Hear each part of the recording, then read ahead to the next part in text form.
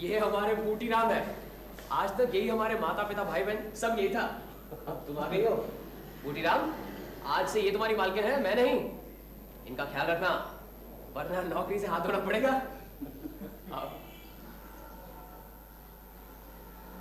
और ये है हमारा घर। तुम्हारे कराली बाबू जैसा तो नहीं है लेकिन हमारे लिए ठीक है। बैठो ना अजीत। बूटी राम चाय तो लेना। बैठ। आओ सत्य, आओ। देखो सत्या, तुम ऐसे घर आई हो जहां ना तुम्हारी सास है ना ननद। कहने को मैं अकेला हूं। मैं भी तो अकेली ही थी। और तुम्हें अक्सर अकेले ही रहना पड़ेगा। मेरा काम ही कुछ ऐसा है। अकेली क्यों? मैं भी तुम्हारे काम में हाथ बटाऊंगी। फिर तो अजीत की हो गई छुट्टी। किसी की भी छुट्टी नहीं, बूटीराम की भी नहीं और अजीत की भी नहीं। मैं तुम्हारा घर बसाने आई हूँ, तोड़ने नहीं। अच्छा, जब मेरा अगला केस होगा तब मैं तुम्हें अपने साथ रखूंगा। देखूंगा कितनी मदद करती हो। मदद जरूर करूंगी, लेकिन कुछ कर ना पाऊँ तो मैं नहीं जानती। मेरे साथ रहोगी तो सब समझ जाओगी। तुम्हें मालूम है, ऐसे ही किसी केस में मेरी मुलाकात अजीत से हुई थी। मुझे वो बहुत अच्छा लगा। इसे मैं अपने साथ ले आया, जैसे तुम्हें ले आया। बूटीराम भी ऐसे ही मिला क्या? बूटीराम नहीं, वो तो पहले से ही है। अच्छा, तुम्हें ये केस कैसे मिलते हैं? कैसे पता चलता है कहाँ तुम्हारी जरूरत है? कभी अखबारों से, कभी कोई खुद चला आता है, कभी कभी कुछ नहीं, बेकार घर बैठा रहता हूं। इसीलिए तो तुमसे शादी की है, ताकि बेकारी के दिन भी काम आए। अच्छा, तो मैं तुम्हारी बेकारी का इलाज हूँ। सिर्फ बेकारी क्यों, अब तो तुम मेरी हर धड़कन के साथ हो।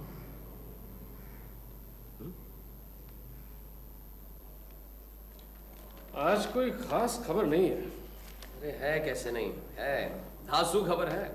सत्या, उसे भी आ जाने दो, उसे पता तो लगे क्या काम करते हैं। आ जाओ, बैठो। आज अखबार में खबर है, तो जाने माने आसामियों का शुभागमन हुआ है। कौन है वो? एक तो है शरद चंद्र चटर्जी के चरित्रहीन, जिनका आगमन विचित्रा सिनेमा हॉल में हुआ है। और दूसरे हजरत है रमानाथ न्योगी, जिनका शुभागमन अलीपुर जेल से हुआ है। शरद चंद्र के चरित्र को तो पहचानती हूँ, लेकिन ये रमानाथ न्योगी कौन है? चरित्रहीन की तरह रमानाथ न्योगी भी अपने वक्त के काफी शोहरत याफ्ता लोगों में से है। 8 साल पहले हर अखबार में मोटे मोटे अक्षरों में इनके कारनामे छपते थे। वो तो ठीक है, लेकिन ये हजरत है कौन? होने को तो सीधी सादी भाषा में चोर है, लेकिन छोटे मोटे धोती लोटा मार का चोर नहीं है। उनकी नजर हमेशा ऊंची थी। मारो तो शेर, लूटो तो लाखों। ऐसे तेज तरार और चौकस चोर आजकल नजर नहीं आते। ये तो दुर्भाग्य है हमारे देश का कि ऐसे महानुभाव आजकल बिल्कुल गायब हैं। निराश होने की कोई बात नहीं है। ये जो महानुभाव अब छूट कर आए हैं तो चुप बैठने वालों में से नहीं है।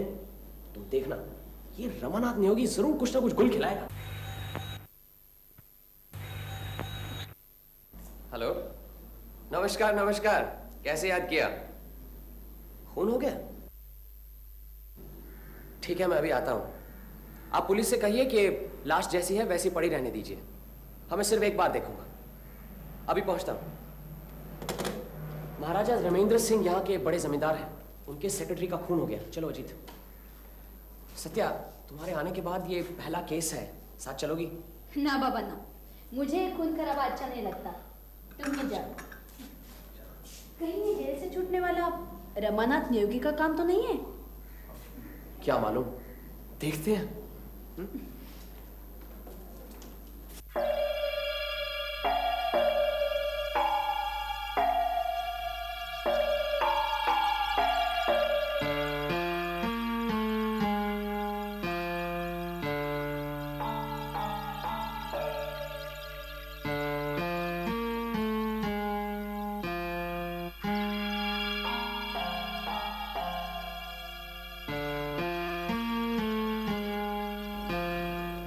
तस्वीरें ले ली हैं? जी। आपको किसी पर शक है? जी नहीं। कोई सामान चोरी हुआ है? जी नहीं। एक दो चीजें जरा नोट कर लें। लाश को पोस्टमार्टम के लिए भेज दीजिए। कल शाम तक रिपोर्ट मिल जाएगी? जी हाँ। ठीक है, मैं कल शाम पुलिस स्टेशन आ जाता हूँ। रिपोर्ट पढ़ने के बाद देखते हैं क्या किया जा सकता है। आप कल शाम घर पर ही? जी हाँ, मैं घर पर ही हूँ। ठीक है, मैं सीधे पुलिस स्टेशन के बाद आपके यहाँ आ जाता हूँ। चलो लाश उठाओ। कुछ और है?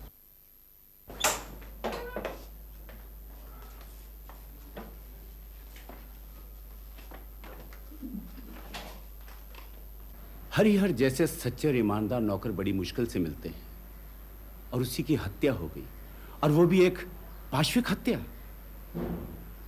हालांकि उसकी पुरानी जिंदगी कुछ अच्छी नहीं थी, और आप तो जानते हैं कि ऐसे गुमराह लोगों को अच्छे रास्ते पे लाने की हमेशा मेरी कोशिश रही है। हरिहर की पिछली जिंदगी अच्छी नहीं थी? क्या किया था उसने? चोरी, डकैती, 2500 बार जेल जा चुका था। पिछली बार जब जेल से सीधा छूटकर मेरे पास आया एक मिनट। हरिहर के बारे में अखबार में पढ़ा तो जरूर है, लेकिन वो इतना कम है कि उससे कुछ खास पता नहीं चलता। आप यूं सोचिए कि हमें कुछ नहीं मालूम। शुरू से सब बताइए। ठीक है, मैं शुरू से बता देता हूं। आज से करीबन 6 महीने पहले, अप्रैल का महीना था, हरिहर पहली बार मुझसे मिला। हजूर, मैंने आपका बहुत नाम सुना है, इसलिए आपके पास आया हूं। आप मुझे बचा लीजिए हजूर, मैं अपनी जिंदगी बदलना चाहता हूं। क्या करते हो? आपसे झूठ नहीं बोलूंगा हजूर, मैं कल ही जेल से करीब 7 साल बाद छूटा। 7 साल की जेल? क्या किया था तुमने? हजूर, सजा 8 साल की थी, लेकिन इस बार जेल में मुझे अपने आप से नफरत हो गई। सोचा ये भी कोई जिंदगी है। मैंने कसम खाई कि बस बहुत हो चुका, अब मुझे सुधरना चाहिए। मैंने सच्चे मन से जेल के सारे नियम कानून पालन किए, जेल में पढ़ाई लिखाई शुरू कर दी। मेरे अच्छे चाल चलन की वजह से मेरी सजा कम कर दी गई। करीब 1 साल पहले छूट गया हजूर। कितनी बार जेल गए हो? हजूर, जेल जाना मेरे लिए कोई नई बात नहीं थी। पिछले 30-35 सालों में मैं 6-7 बार जेल जा चुका हूँ। चोरी, डकैती, जालसाजी सब कुछ किया है, लेकिन अब और नहीं। आपका नाम सुना है, आप दयालु हैं, लोगों को समाज में वापस लाने में मदद करते हैं। अगर आप मुझे एक बार सच्चे रास्ते पर चलने का मौका दें तो मैं आइंदा कभी खराब रास्ते पर नहीं जाऊंगा। आपकी मुझ पर मेहरबानी होगी हजूर।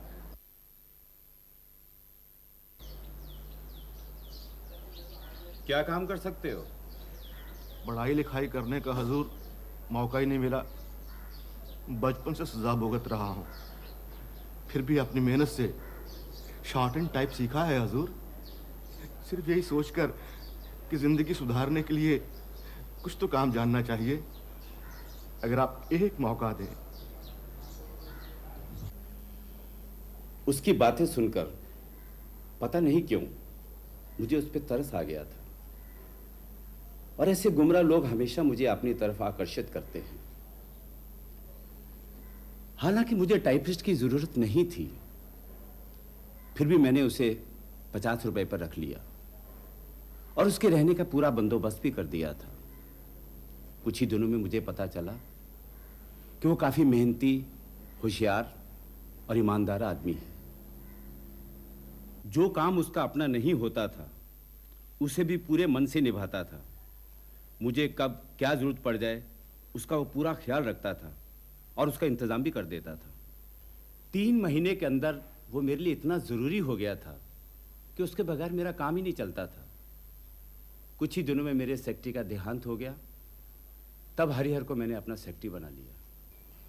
इससे आपके दूसरे कर्मचारी असंतुष्ट नहीं हुए? कुछ हुए जरूर, लेकिन मैंने किसी की परवाह नहीं की और अपने लोगों को मैंने समझा दिया कि जो सबसे लायक है उसी मैंने सेक्रेटरी बनाया है। हरिहर की जो पिछली जिंदगी थी, चोरी डकैती वगैरह, उसका किसी को पता था? हाँ, बुराइयां कहीं छुपती हैं क्या? कुछ कानाफूसियां भी हुई थी, लेकिन हरिहर का चरित्र इतना बदल गया था कि कोई उसके ऊपर उंगली नहीं उठा सका। मुझे लगता है कि उसकी गरीबी और बेरोजगारी ने उसे गलत रास्ते पर डाल दिया था, और जब उसके हालात सुधरे तो उसकी बुरी आदतें भी दूर हो गई और सब उसकी तारीफ करने लगे। मुझे नहीं लगता कि उसका कोई दुश्मन है। लेकिन जो हुआ, मैं तो ऐसा सोच भी नहीं सकता कि कोई इस तरह बेरहमी से किसी की हत्या कर सकता है। और आपको तो मालूम है, पोस्टमार्टम की रिपोर्ट के मुताबिक यह हत्या छुरे के वार से हुई है। मतलब गर्दन पे छुरी बाद में चलाई है? जी, पहले छुरे से मार डाला और बाद में गर्दन काटने की कोशिश की।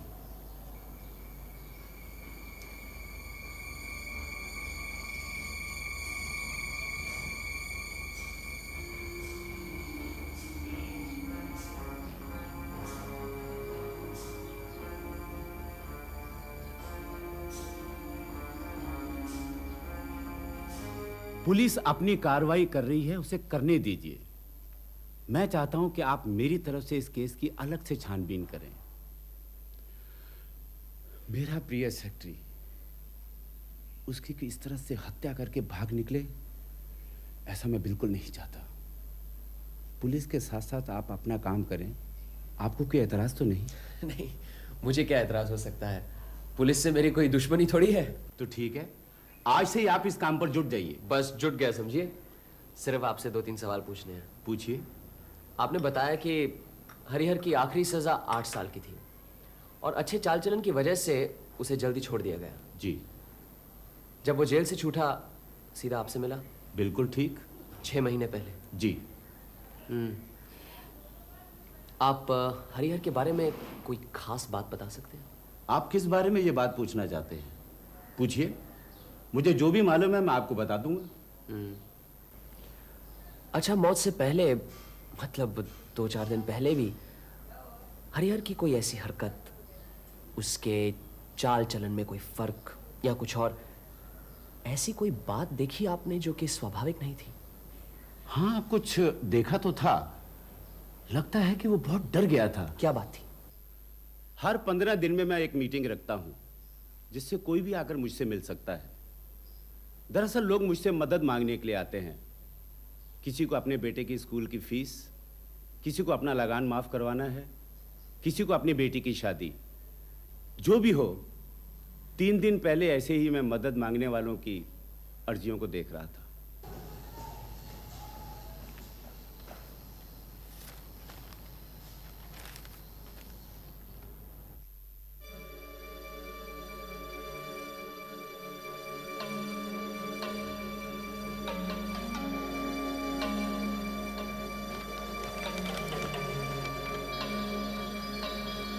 क्या बात है हरिहर?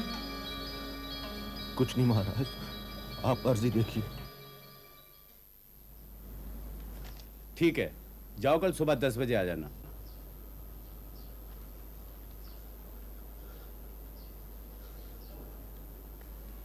क्या बात है हरिहर, तुम्हारी तबीयत तो ठीक है ना? कुछ नहीं महाराज, कुछ नहीं, जरा सर चकरा रहा है। ठीक है, तुम जाकर आराम करो। वनमाले। क्या हुआ था उसे? कुछ कह नहीं सकता, शाम तक तो ठीक ठाक था। आपने कुछ ऐसा नहीं महसूस किया कि मदद मांगने वाले को देखते ही उसकी तबीयत कुछ खराब सी हो गई थी? हाँ, हो सकता है। हरिहर उस भिखारी को देखते ही परेशान हो उठा। आपने कुछ पता लगाया कि वो आदमी कौन हो सकता है? नहीं, हर 15 दिन के बाद 8-10 आदमी मदद मांगने के लिए आते हैं। मैं किस किस के बारे में पूछताछ करूं? अच्छा, एक बात बताइए, करीबन 8 साल पहले आपके यहाँ से एक कीमती लाल नीलम चोरी हो गया था? हाँ, गया तो था, लेकिन अभी तक वापस नहीं मिला। और उसे हासिल करने के लिए आपने 5,000 रुपए इनाम का ऐलान भी किया था। जरूर किया था। क्या मैं पूछ सकता हूँ वो इनाम आज भी कायम है? अरे कमाल है, यही सवाल मुझसे हरिहर ने भी किया था। अच्छा, कैसे कैसे? तब वो मेरा टाइपिस्ट था और उसे नौकरी में आए 1 महीना ही हुआ था। महाराज, आपका जो नीलम चोरी हो गया था, अगर वो आपको वापस मिल जाए तो आप 5,000 का इनाम देंगे? ये तो बात बहुत पुरानी हो गई है हरिहर। अब तक तो पुलिस ने फाइल भी बंद कर दी होगी। मुझे मालूम है हजूर, अगर वो नीलम मिल जाए तो? क्यों नहीं? अगर मेरा वही नीलम मुझे वापस मिल गया तो तुम्हारा इनाम जरूर दूंगा। महाराज, अगर आज मैं भी वही सवाल करूं तो क्या आपका जवाब भी वही होगा? हाँ हाँ जरूर, लेकिन हरिहर का कातिल कौन है आप जानना चाहते हैं? मेरी समझ में तो कुछ भी नहीं आ रहा। और आपको कातिल का पता भी चल गया? जी, लगता है पता चल गया, लेकिन कातिल को गिरफ्तार करने के लिए जो सबूत और दलीलें पेश करनी होंगी उन्हें इकट्ठा करना पुलिस का काम है। लेकिन सबसे पहले कातिल का पता लगाना है। एक बार उसका पता लग जाए फिर उसके घर की तलाशी लेकर जो सबूत इकट्ठे करने होंगे वो कोई मुश्किल काम तो है नहीं। लेकिन ये बड़े ताज्जुब की बात है कि आप सचमुच हत्यारे को जानते हैं। आपको पता कैसे चला? आपसे किए गए चंद सवालों के जवाब से। फिलहाल तो मेरा अनुमान है, लेकिन मुझे पूरा यकीन है कि मेरा अनुमान गलत नहीं हो सकता। अच्छा, तो बताइए हत्यारा कौन है? हत्यारे का नाम है रमानाथ नियोगी। रमानाथ नियोगी? ये नाम तो कुछ जाना पहचाना सा लगता है। अरे अरे, ये तो वही है। जी हाँ, यही हजरत 8 साल पहले आपके यहाँ से काफी हीरे जवाहरात के साथ वो लाल नीलम चुरा ले गया था। और वही उस दिन आपके सामने अर्जी लेकर मदद मांगने आया था, जिसे देखकर हरिहर घबरा गया। क्या कह रहे हैं आप? उस लाल नीलम के लिए तो उसकी जेल में पूरी तलाशी करवाई थी और उसके पास तो कुछ भी बरामद नहीं हुआ। तब शायद उसके पास वो नीलम नहीं था। मेरी कुछ समझ में नहीं आ रहा है। अगर 8 साल पहले रमानाथ नियोगी ने वो लाल नीलम चुराया था और फिर तलाशी करने के बाद उसके पास वो नीलम नहीं मिला, तो फिर नीलम गया कहाँ? दूसरी बात, मेरी समझ में नहीं आता कि अगर नीलम चुराया था तो उसने हरिहर की हत्या क्यों की? ये हरिहर की हत्या और नीलम की चोरी का आपस में क्या संबंध है? काफी संबंध है, सब पता लग जाएगा। अजीत, क्या वक्त हुआ है? 11 बजे। 11। अब आपका और वक्त नहीं लेंगे। आप आज शाम को मेरे यहाँ आने की तकलीफ कीजिए, सब पता चल जाएगा। हो सकता है आपका नीलम भी वापस मिल जाए। मेरा नीलम मुझे वापस मिल जाएगा? ये क्या बात कर रहे हैं आप? जी, मैं कोशिश करूंगा। आप 7 बजे आइए तो सही। अरे फिर तो सचमुच कमाल हो जाएगा।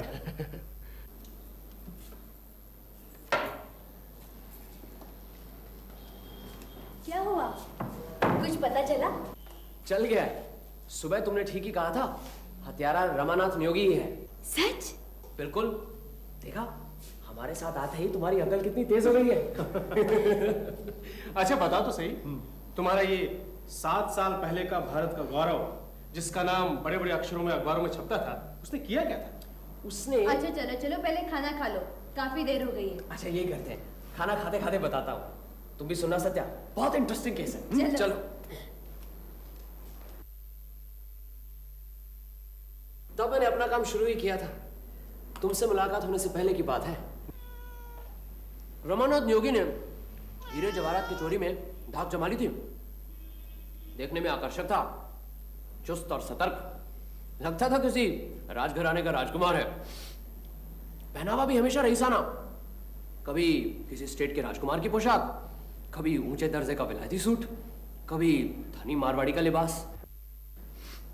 कलकत्ता शहर के रईस और खानदानी इलाकों में तहलका मचा दिया था। आज दत्तन कंपनी में चोरी, कल नेल्को ज्वेलर्स, फिर सरकार ज्वेलर्स। 15-20 दिन के अंदर ही 4 लाख के हीरे नदारद हो गए।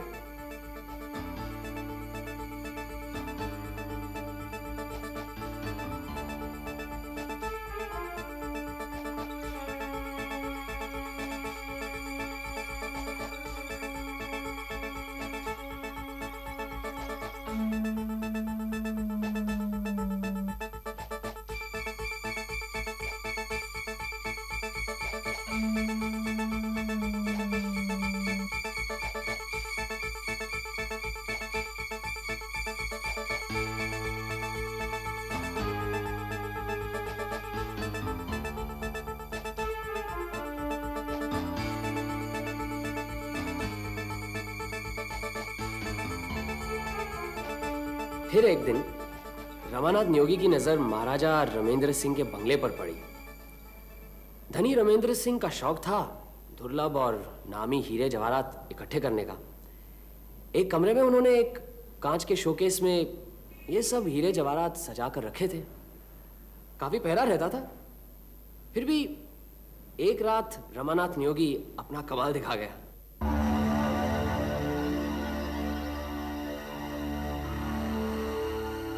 महाराजा रमेंद्र सिंह के पास एक कीमती नीलम था जिसे उन्होंने खुद बीकानेर के राजघराने से खरीदा था और जिसे वो अपनी भाग्यलक्ष्मी समझते थे। रमानाथ नियोगी ने इसी अनमोल नीलम को उड़ा लिया। फिर नीलम के बारे में तुम्हें कुछ मालूम है? नीलम मतलब नीलम एक तरह का हीरा है, नीले रंग का। तुम्हें मालूम है? ठीक ही तो कह रहे हैं, नीले रंग के हीरे को नीलम ही कहते हैं। हाँ वो तो है, लेकिन तुम्हें एक बात मालूम होनी चाहिए। असल में बात कुछ और है। हमारे मुल्क में नीलम की कीमत उसके वजन से नहीं, उसकी तासीर पर होती है। नीलम शनि ग्रह का पत्थर है। उसका असर अलग अलग लोगों पर अलग अलग तरीके से पड़ता है। अक्सर तुमने सुना होगा कि नीलम पहनने से किसी की किस्मत खुल जाती है, या तो वो करोड़पति बन जाता है या फिर करोड़पति से फकीर। जो नीलम किसी को फायदा पहुंचाता है वही नीलम दूसरे को नुकसान। इसीलिए नीलम की कीमत उसके वजन से नहीं, उसकी तासीर पर होती है। अच्छा हुआ मेरे हाथ में नीलम नहीं है। फिर वो लाल नीलम मिला कि नहीं? महाराज रमेंद्र सिंह के यहां से करीब 25 लाख की चोरी हुई थी, लेकिन उन्हें सबसे ज्यादा दुख था लाल नीलम खोने का। उन्होंने उसके लिए अपनी तरफ से 5,000 रुपए इनाम ऐलान भी किया। फिर एक दिन रमानाथ नियोगी पकड़ा गया। सारे हीरे जवाहरात मिले, लेकिन आज तक वो लाल नीलम नहीं मिला। वही रमानाथ नियोगी 8 साल के बाद छूटा है, और मुझे यकीन है कि महाराज के सेक्रेटरी के कातिल का पता भी उसी से चलेगा। तुम कह के आए थे 7 घंटों में कातिल को यहाँ लाओगे। क्या सचमुच इन 6-7 घंटों में सब कुछ पता चलेगा? क्यों नहीं? सोच लो बमकेश।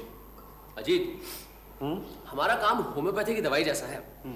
अगर मरीज के सिम्टम की सही पकड़ मिल जाए तो इलाज मामूली सी बात है। उसी तरह किसी समस्या की सही पकड़ मिल जाए तो उसे सुलझाना मामूली सी बात है। तुम्हें क्या लगता है केस की सही पकड़ मिल गई? मैं तुम्हें समझाता हूं। आओ सत्या।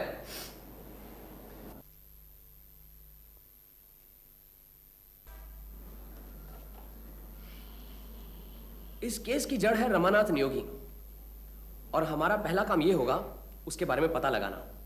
किस जेल में है या था, उसकी सजा क्या थी, कितने दिन जेल में रहा, और अगर छूट गया है तो कहां है।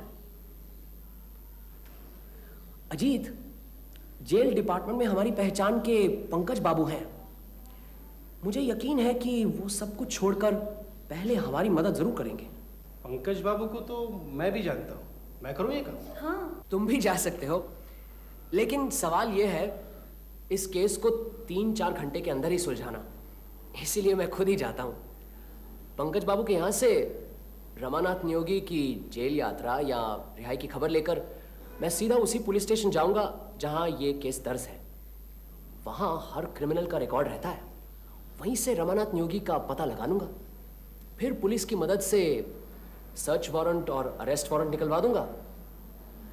मतलब कि जैसे भी हो और वो जहां भी हो, 7 बजे के अंदर उसे यहां लाऊंगा। इसलिए मैं खुद ही जाता हूं। सिर्फ 3 घंटे और 20 मिनट है, मैं निकलता हूं।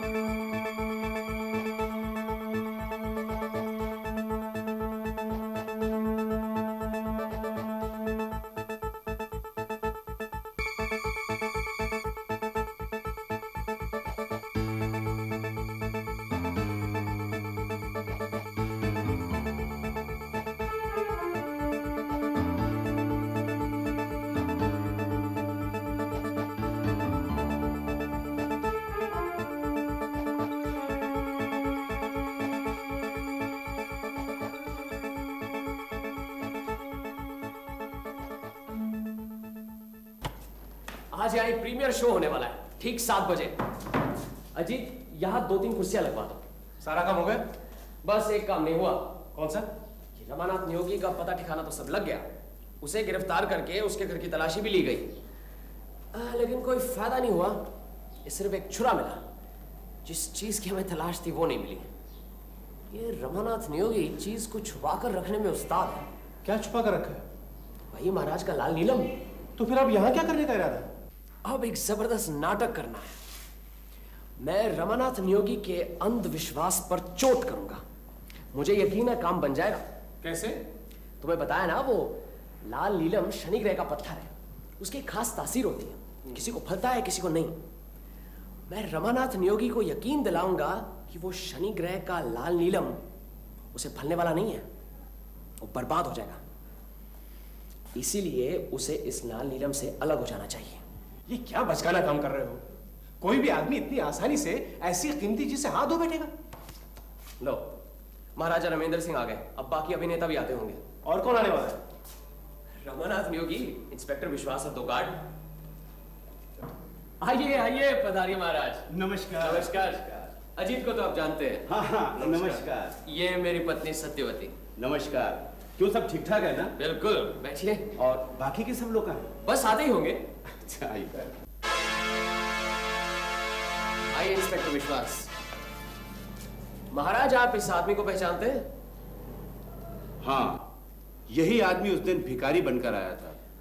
आज फिर भिखारी बनने वाला है। आइए आप बैठिए। इंस्पेक्टर विश्वास, आप तो महाराज को जानते हैं, आप इनके साथ बैठिए। रमानाथ, आप आगे बैठिए, सामने। आज मैं आप लोगों को एक कहानी सुनाने जा रहा हूं। यह सच्ची कहानी है। अगर इसमें कहीं कोई गलती नजर आए तो ये रमानाथ नियोगी उसे ठीक कर देंगे। रमानाथ के अलावा इस कहानी से एक और शख्स वाकिफ था, लेकिन अफसोस वो आज जिंदा नहीं है। आज से करीबन 8 साल पहले जब रमानाथ नियोगी पकड़ा गया, तब उसे 8 साल की सजा हुई। उस वक्त हमारे महाराज का वो लाल नीलम ये जेल के अंदर तक ले गया था। किस कुशलता से, पुलिस की निगरानी के बावजूद उसने ये लाल नीलम अपने साथ छुपाए रखा। ये चाहे तो हमें बता सकते हैं, नहीं बताना चाहते, कोई बात नहीं। कहते हैं विनाश काले विपरीत बुद्धि। इतने हीरो में से रमानाथ ने यही नीलम अपने पास क्यों रखा? इसका जवाब है इस पत्थर की एक खास सम्मोहन शक्ति। इसी नीलम के नीले रंग में से एक अजीब सी लाल रंग की आभा निकलती है। रमानाथ इसी नीलम के मोह जाल में फंसा और उसने हमेशा हमेशा उसे अपने पास रखने की ठान ली। लेकिन बदकिस्मती जब किसी का साथ देती है, तब उसे वो तबाह करके ही छोड़ती है। रमानाथ का भी यही हाल हुआ। शुरू में जेल में रमानाथ नियोगी एक दूसरे कैदी के साथ एक ही कमरे में रहता था। वहां इन दोनों की तलाशी ली गई थी, लेकिन वो नीलम कहीं नहीं मिला। क्यों? जेल में रमानाथ के साथ जो दूसरा कैदी था, वो था हमारे महाराज का सेक्रेटरी हरिहर रक्षित। हरिहर पुराना घाघ आसामी था। बचपन से ही उसे जेल की हवा खाने की आदत थी। वहां हजारों तरह के चोर उचक्के देखे थे उसने, और वहां रह रहकर बहुत चालाक भी हो गया था। जेल के कैदियों के बारे में जो जानकारी रखते हैं, उन्हें मालूम है कि कुछ ऐसे कैदी होते हैं जो कि छोटी मोटी चीजों को छुपाने के लिए अपने गले में एक थैली सी बना लेते हैं, जिसमें जरूरत पड़ने पर रुपया, पैसा, चरस गांजा छुपाया जा सके। ज्यादातर कैदी नशाखोर होते हैं और गले में इस तरह की थैली बनाने की जरूरत इसीलिए पड़ती है। हरिहर ने भी अपने गले में इस तरह की एक थैली बना ली थी। किस्मत से या बदकिस्मती से दोनों जेल के एक ही कमरे में रखे गए थे। दोनों में दोस्ती हुई। हरिहर ने अपना हुनर रमानाथ को बताया। कमाल कर दिए। अरे ये तो कुछ भी नहीं। इधर आ।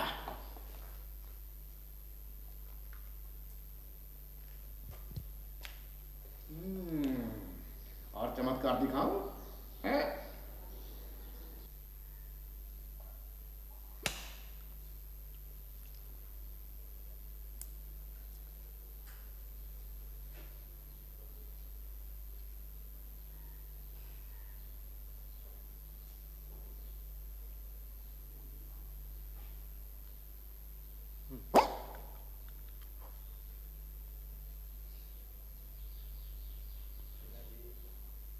रमानाथ ने सोचा क्यों ना उससे फायदा उठाया जाए।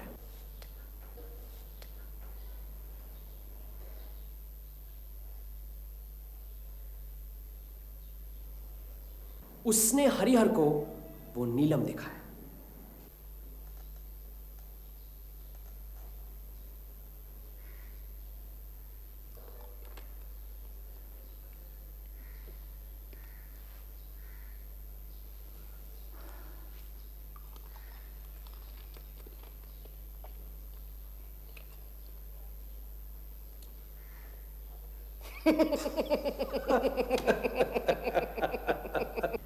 कुछ ही दिनों बाद हरिहर का उस जेल से दूसरे जेल में तबादला हो गया और यह जेल के रिकॉर्ड में दर्ज है। हरिहर ने रमानाथ के साथ विश्वासघात किया। वो अपने गले में नीलम दबाकर ही चला गया और रमानाथ देखता ही रह गया। उस दिन से रमानाथ ने हरिहर से बदला लेने की ठान ली। उसने फैसला किया कि वो उसको छोड़ेगा नहीं। फिर एक एक करके 8 साल गुजर गए। हरिहर रिहा हुआ। छूटकर वो सीधे महाराज की शरण में गया। तब तक वो सुधर चुका था। उसने ठान ली थी कि वो नीलम महाराज को जरूर वापस लौटा देगा, लेकिन यूं ही नहीं, 5000 रुपए इनाम के बदले में। उसने सोचा था कहीं और जाकर बेचूंगा तो शायद पकड़ा जाऊं। उसने महाराज के साथ इसके बारे में बात भी की। फिर उसके मन में आया कि ऐसे दयालु और उदार व्यक्ति से इनाम नहीं लेना चाहिए। फिर जो होनी है उसे कौन टाल सकता है। 15 दिन पहले रमानाथ रिहा हुआ। उसके सीने में बदले की आग अब भी धधक रही थी। उसने हरिहर को जाके ढूंढ निकाला।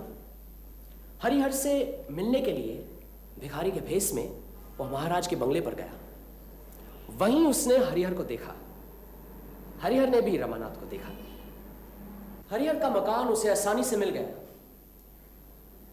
और फिर उस रात रमानाथ नियोगी, उस रात को तुमने हरिहर का खून करके उसके गले की नली को फाड़कर वो नीलम निकाला था। कहां है वो नीलम? कहां है वो नीलम?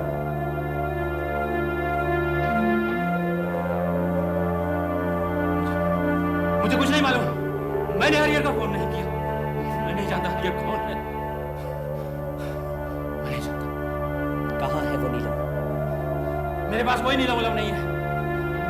आपने जबरदस्ती मेरे घर की तलाशी करवाई और जब वहां कुछ नहीं मिला तो मुझे यहां पकड़ लाए। आप सब गैर कानूनी काम कर रहे हैं। मैं सबकी रिपोर्ट करूंगा। मुझे कानून अच्छी तरह मालूम है, अच्छी तरह मालूम है। रमानाथ नियोगी, तुम्हें नहीं मालूम वो लाल नीलम एक भयंकर और विनाशकारी पत्थर है। तुम उसके मुंह में फंसे हो। वो किसी को फलता है तो किसी को तबाह कर देता है। जरा सोच कर देखो, जब वो तुम्हारे पास नहीं था तब तुम ऐश कर रहे थे। तुम्हें कोई हाथ भी नहीं लगा पा रहा था।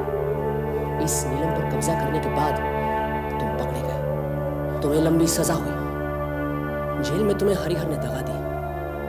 उसका क्या हाल हुआ ये तुम्हें अच्छी तरह मालूम है। फिर उसने वो नीलम अपने गले में छुपाया। उस गले की क्या दुर्दशा हुई ये भी तुम्हें अच्छी तरह मालूम है। अगर अभी तुम अपना भला चाहते हो तो उस नीलम के मायाजाल से निकल जाओ। वापस कर दो वो नीलम। वो नीलम नहीं, तुम्हारे लिए एक जहरीला नाग है। अगर तुम उसे हाथों में पहनोगे वो तुम्हारे हाथों की हथकड़ियां बन जाएगा। अगर तुम उसे गले में पहनोगे वो फांसी की रस्सी बनकर तुम्हारी जान ले लेगा। तुम कुछ भी करो वो तुम्हारा सर्वनाश करके ही छोड़ेगा। तुम्हारे लिए उसकी यही तासीर है। नहीं चाहिए नीलम मुझे। नहीं चाहिए। ले जा नीलम, ले जा, ले जा नीलम। नहीं चाहिए मुझे। नहीं चाहिए नीलम। मुझे बचाओ। नहीं चाहिए मुझे। मुझे नीलम नहीं चाहिए। मुझे बचा, मुझे बचा।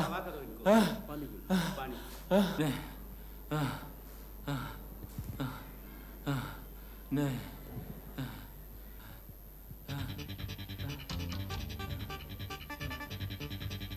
ये लीजिए आपका नीलम। धन्यवाद।